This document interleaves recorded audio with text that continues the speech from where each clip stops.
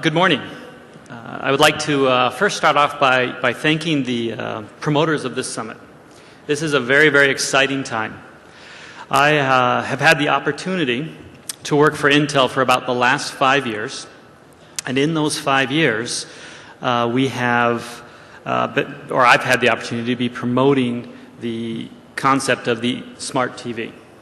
And in the first couple of years, smart TV was a lot of my customers, when I'd go talk to them about smart TV, looked at me like I was a little bit crazy. So it's very, very rewarding and exciting to be able to start talking about smart TVs in this type of a forum. Before we start into the actual smart TV category, one of the areas that we tend to start at Intel is let's look at the history of television itself. What is important and what has been accomplished in television? I don't think there's very many devices in the home today that are more central to the way that people live.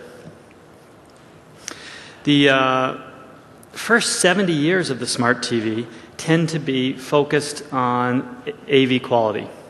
And it was focused on doing things like transitioning from black and white to color. It had to do with finding new sources or new providers of content, such as moving and transitioning to cable, to satellite, and into the telco arena.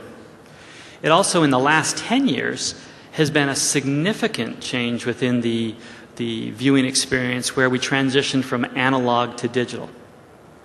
In the last 2 to 3 years, we've seen a transition where we've had over-the-top services join in with the traditional TV experience.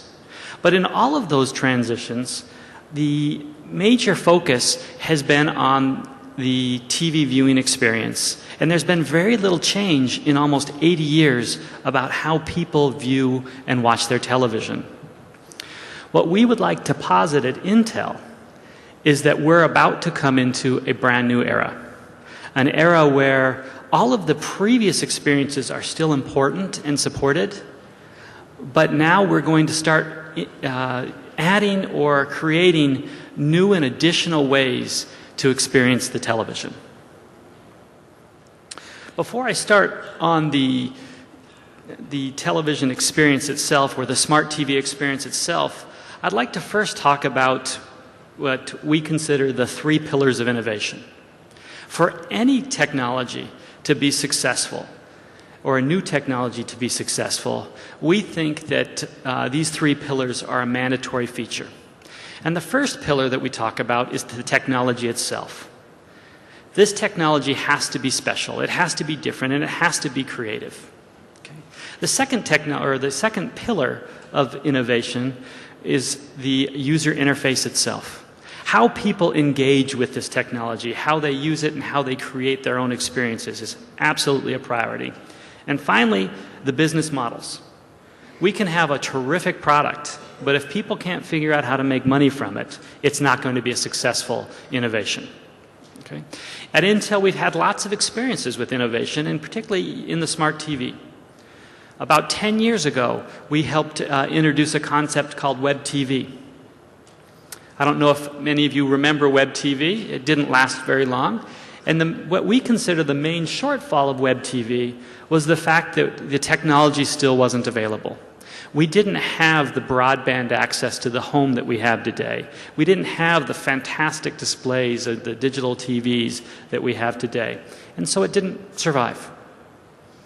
About 5 years ago, about the time that I joined Intel, we introduced another concept, a concept called Vive. I think many of you had an opportunity to experience Vive. We had very high hopes about Vive, and the technology was there. However, the user interface and the business model wasn't there. And so despite an enormous amount of effort from Intel and its partners, that innovation also was not successful. We learned a lot from it, but at the same time it wasn't something that had a lasting impact on consumers today. We think, in terms of the smart TV, that all 3 of these pillars are actually now ready and available. One of the things that I would like to discuss before we actually talk about a definition of smart TV is the concepts that have made TV so successful in its 80-year history.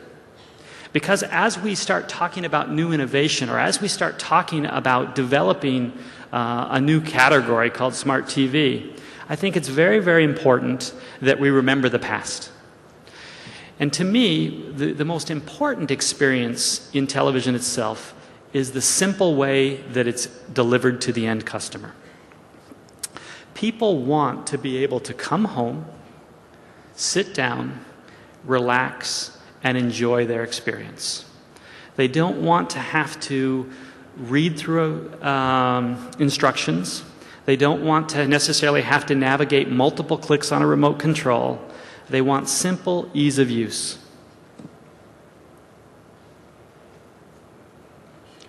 The second piece of what we consider to be TV's differentiator is the importance of the social aspect of television.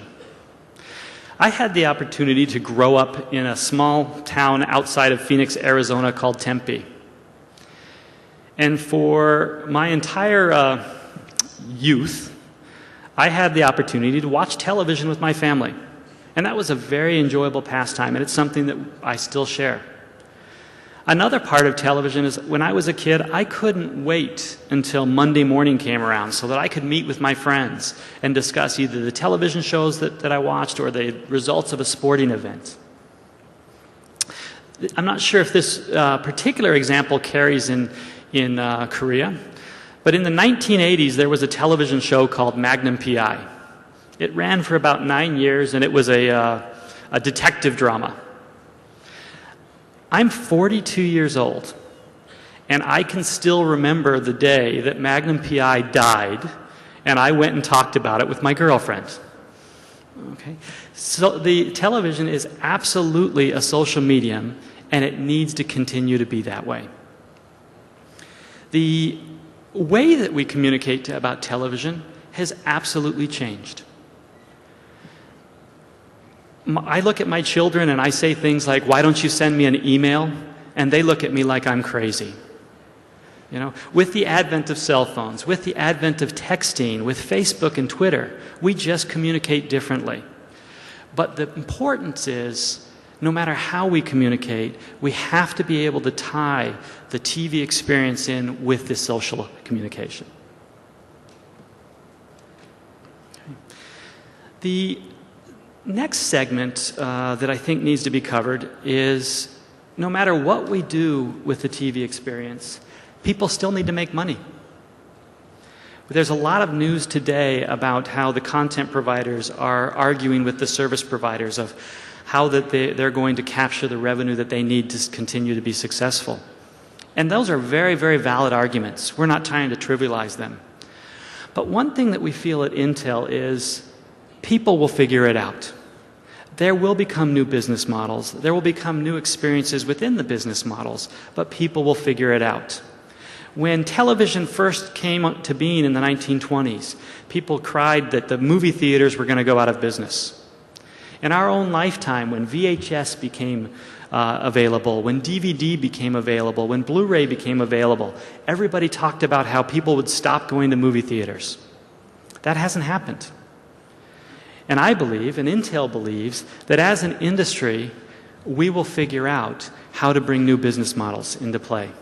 One example of that can be seen in the smartphones themselves. Smartphones have managed to move from being a necessary device in business into something that the mainstream consumer uses. They did that by the innovation of an app store. Okay. We believe that app stores are going to be very successful within smart TV, and we think there will be other ways that are brought forward in order to make money on the new technology.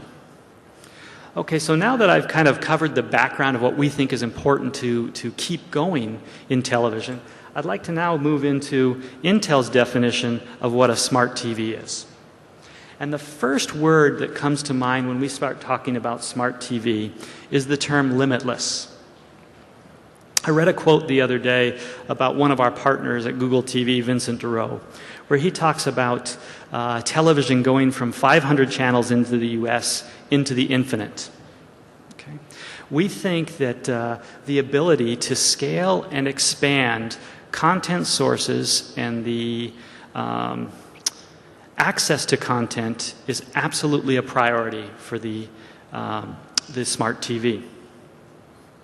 When we define limitless, we define that as a application or a platform that allows the end customer to have access to all of its traditional content, to have access to the full uninhibited internet content, and to be able to have access to their personal content. All three of those content sources need to be tied into an extremely simple and easy-to-use search engine that allows the end customer to seamlessly have access to all three sources of content. One of the areas that we do want to emphasize is that, different from the smartphone, we believe that full internet access is an absolute must and priority in the definition of a smart TV. While on the smartphone, with its smaller screen size and its limited bandwidth, end customers are willing to tolerate less access to the internet. We think with the smart TV being the center of the digital home, that it's going to require the flexibility, the breadth, and the access to all websites and all the internet content that's available today. The second word that we come up with when we try to define the smart TV is we believe that the smart TV must be personalized. In other words, the smart TV will be different in my home than it is in your home, and even within my home, the smart TV experience will be different among each member of the home. We expect the smart TV to be able to anticipate what the viewer's likes and dislikes. We expect the smart TV to be tailored to each individual.